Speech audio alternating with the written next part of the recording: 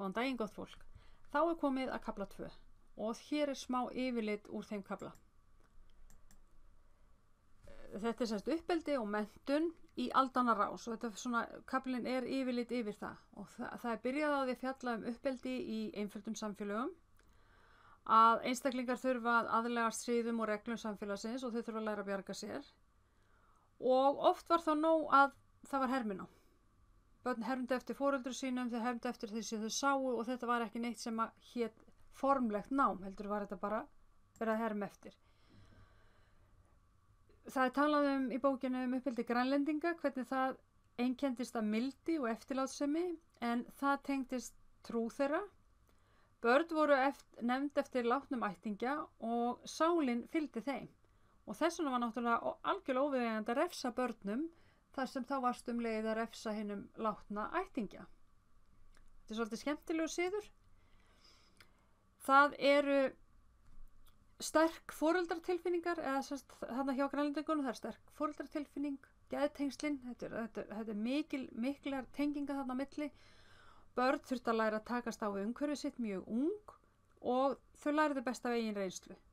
Vegna þess að þau voru í rauninni með í öllu sem foreldrarnir gerðu. Þau voru alltaf tekin með, það var náttúrulega ekki neitt annað að ræða. Í öðrum einföldu samfélögum voru manndómsvígslur stór hluti af uppeldi barna og þá voru yfirleitt manndómsvígslur fyrir drengi. Þetta hefur félagslegt gildi fyrir börnin að taka þátt, finna til samkenndar og aðlagast á gildum samfélagsins auðveldlega. Og þetta svo sem á við alveg jafnt í dag eins og átti við fyrir 1.000.000 árum sko. Með tilkomu ritmáls þá breyttist uppeldi og menntun, af því þá fyrir að koma þessi þörf fyrir að læra að lesa og skrifa og það verður til skóli. Og í fyrstu þá var náttúrulega skólagangan hafði alltaf verið bara forréttindi yfirstéttabarna og þeirra sem meira máttu sín, þeirra sem máttu peninga, að hinir þurfti ekki að læra neitt, þau þurfti ekki að læra að lesa og skrifa, ég meina til hvers. En eftir iðnbyltinguna þá fer þetta breytast, þá breytast atvinnuhættir og þekkingunum fleygi fram. Og til þess að mæta þessum kröfum þá þurfti náttúrulega að breyta menntun og breyta skólakerfinu. Nú var ekki lengur nóg að bara þessi ríku og þessi meira máttu sín að þeir væru kynnu að lesa og skrifa til dæmis. Skólinn hefur, eitt af hlutverkum skólans er að tryggja samfélaginu hæfa starfskrafta á öllum sviðum. Og þetta hefur alltaf, þessi partur hefur alltaf verið partur skólans.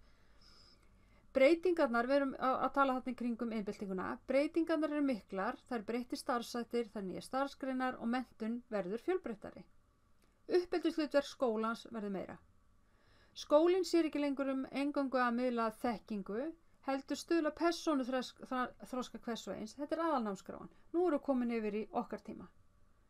Það rosalega mikið uppeldisstarf sem fer fram í skólum, en við getum samt ekki tekið allt uppeldi sem fyrir á heimilum og setta inn í skólana því þetta eru bara 2 mismunandi hlutir og það það sem við ætlum að vera að læra í vetur.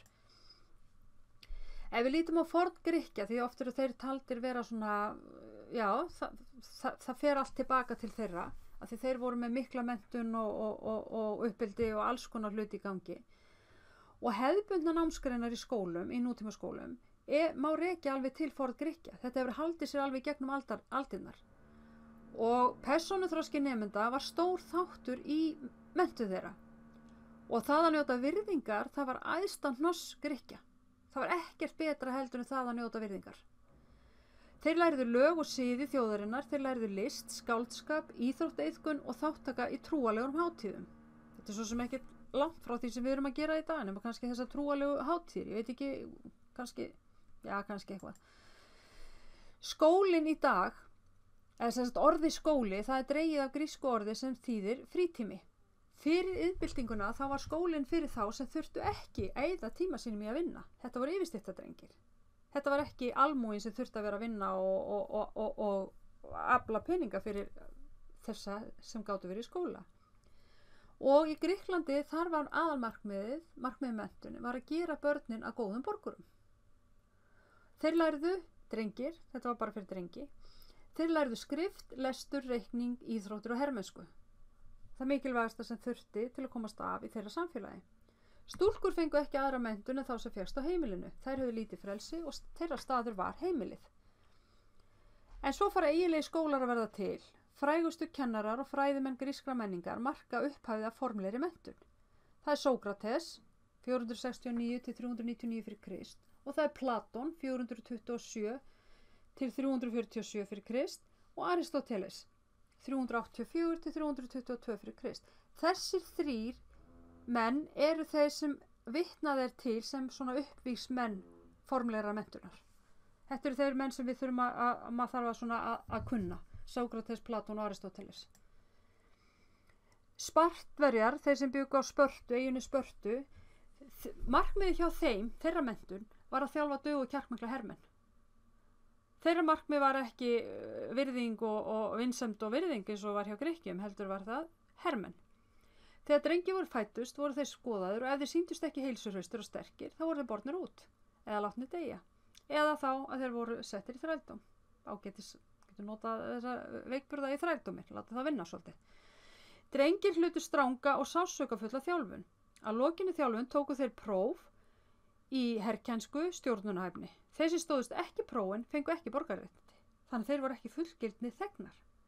Stúlkur hins vegar lærðu húsald á heimilu sínum en höfðu frelsi til útilífs og líkansþjálfunar á sérstöku svæðum og þetta er aðeins öðruvísi heldur var hjá Grikkjum, þar sem þær voru bara heima, fengu ekkert að fara neitt.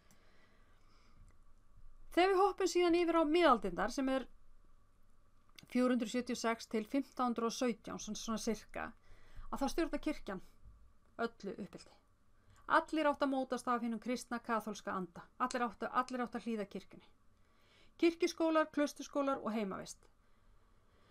Síðan varð meiri byggðaþétting og verkaskipting fyrir að vera til og þá koma riddaraskólarnir, borgaraskólar fyrir þeir sem voru lærasettir, ekki aðallina, hann fór náttúrulega ekki til einhvern borgaraskóla. Og í skólum var nemendum almennt sýnt harðræði. Það voru líkanlega refsingar algengar og það mátti ekkert út að bregða og jafnvel dóu í þessum skólum af því að það var refsingar þeir hefðu gert eitthvað af sér og var refsað fyrir það. Markmiðið var að allir mótuðust af þessum kaþólska kristna anda. Þú áttir ekki að geta settu upp á móti kirkjunni. Skólar sem voru stofnaður á þessum tíma, þeir tengdust klaustrum eða dómkirkjum. Þannig voru við til dæmis hér á Íslandi með Skálholtsskóla og Hólaskóla í Skagafirði. Og Hólaskóli til dæmis er ennþá til, bara nú er hann orðinn Landbúnaðarháskólinn á Hólum í aðeins öðruvísi samhengi. Það er engin skólaskylda og menntunin er einungis fyrir væntanlega þjóna kirkjunar. Það er bara þeir sem ætluðu að þjóna kirkjunni sem voru menntaðir. Hinnir gátu bara í það sem út í frís. En svo fljótlega fóru náttúrulega synir aðalsmenna að fá möguleika á almenni menntun og þá voru þetta aðal námsgreinarnar, það var málfræði, rökfræði, mælskulist, talnafræði, flatmálsfræði, stjörnufræði, tónlist, latína, gríska, saga og kristin kirkjuleg fræði. Alltaf fyrir við aftur til kirkjunar. Klausturskólar sáu menntun þeirra sem ætluðu að gangi í klaustur og skiptust í innri og ytri skóla. Dómkirkjuskólar til dæmis menntuðu presta og skiptust líka í innri og ytri skóla. Á seinni hluta miðalda höfðu borgirnar vaxið meira og þá fór nemendum jafnframt að fjölga. Fyrstu háskólarnir fara að koma og það er á tímabilinu 1100 til 1500 og það var í Bologna, Oxford, Cambridge, Glasgow, Uppsölum, Kaupmannahöfn, Heidelberg og Leipzig. Þetta eru þessar gömlu, hvað maður að segja, háskólaborgir eða menntaborgir. Og þær hafa enn svolítið þennan sess eins og bæði Oxford og Cambridge eru þekktir staðir fyrir menntun og lærdóm og Bologna, það er mikið sótt í Bologna. Og sama má segja hinna borgirnar. Riddaramentunin skiptist í ákveðin stig. Drengir voru heima til 7 ára. 7 til 14 ára, þá voru þeir settur undir handleiðslu siðameistara eða við hirð aðalsmanns. 14 til 21 árs, þá voru þeir að fylgja flokki riddara og eftir 21 árs voru þeir slegnir til riddara. Þá voru þeir taldir fullnuma. Og þeir voru bara að þjálfast í líkamlegri þjálfun, voffimi, reiðfinnsku og glæsilegri framkomu. Þeir átt að geta orðið til sóma fyrir þeim sem var að sjá að ala þá upp í rauninni. Borgarskólarnir hins vegar, þarna var stétt handvers og kaupmanna sem var til á síðmiðöldum, svona 1400 og upp úr. Þeir vildu veita börnum sínum grunnmenntun. Þeir töldu ekki nóg að það væri bara að vera einhverjir hestar og berjast og eitthvað. Þannig það voru settir skólar og kennarar voru leikmenn, sem beitt oft mikill hörku. En síðan fór það að breytast aðeins í lok miðalda, þá var farið að mennta kennara og þá fór harkan aðeins að minnka segi, aðeins að minnka. Menntakerfi iðngreina að þá hóf nemi nám hjá meistara sem hann var þá lærlingur og eftir ákveðin tíma var hann tekinn inn í hóp sveina. Á sveinstímanum ferðaðist neminum og stundaði sína og síðan tók hann meistarapróf. Og það voru ekki allir teknir inn í samfélag meistaranna. Það gildi starfsgreinin hinn lokaði félagskapur, þetta var svona æðsta takmark. Í dag þetta náttúrulega orðið allt öðruvísi. Ég meina þú neminn fer á samning, hann tekur sveinspróf og setna tekur hann meistarapróf ef það að ræða. Arabar höfðu ákveðna áhrif á menntun einnig. Þeir fluttu með sér fornmenntastrauma Grikkja og Rómverja, tónlist, bókmenntir, myndlist og vísindi. Þannig þið sjáu, þarna farin að koma aðeins öðruvísi áhrif. Og kaþólska kirkjan, hún setti sig á móti þessu. Enduristastefnan og mannúðastefnan spruttu upp sem veraldlega stefnur gegn veldi páfans í Róm. Það voru ekki allir lengur sammála því að páfinn og kirkjan ættu að ráða öllu. Mótmælendur, Martin Luther og fleiri, þeir fara að rísa í gegn kenningum kaþólsku kirkjunar. Félagslegar og pólitíska breytingar verða. Þetta mannlega fer aftur að koma og verða meira gildi. Og tengsl mannsins við náttúruna. Uppeldi og menntun taka náttúrulega parta af þessu.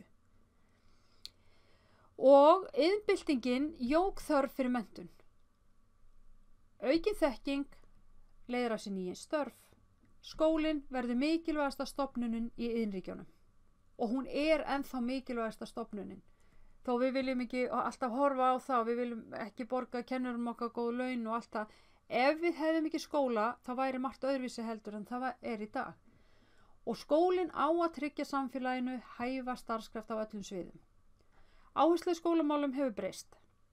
Miðlun þekkingar sem var upphaflega bara fyrir yfirstéttardrengi, núna hafa bæst við áherslur sem snúast að því að þroska nemenda sem persónu, þjálfa nemendur í sjálfstæðum vinnubrögðum, miða nám við áhugasvið og getu hvers og eins og almennt uppeldist hlutverk. Nú ekki lengur bara þú átt að vera prestur af því ég segi það, eða þú átt að verða bóndi af því ég segi það, heldur færð þú kannski að hafa eitthvað það að segja, hvað þið langar til að gera. En þetta sem sagt allt og sumt í dag.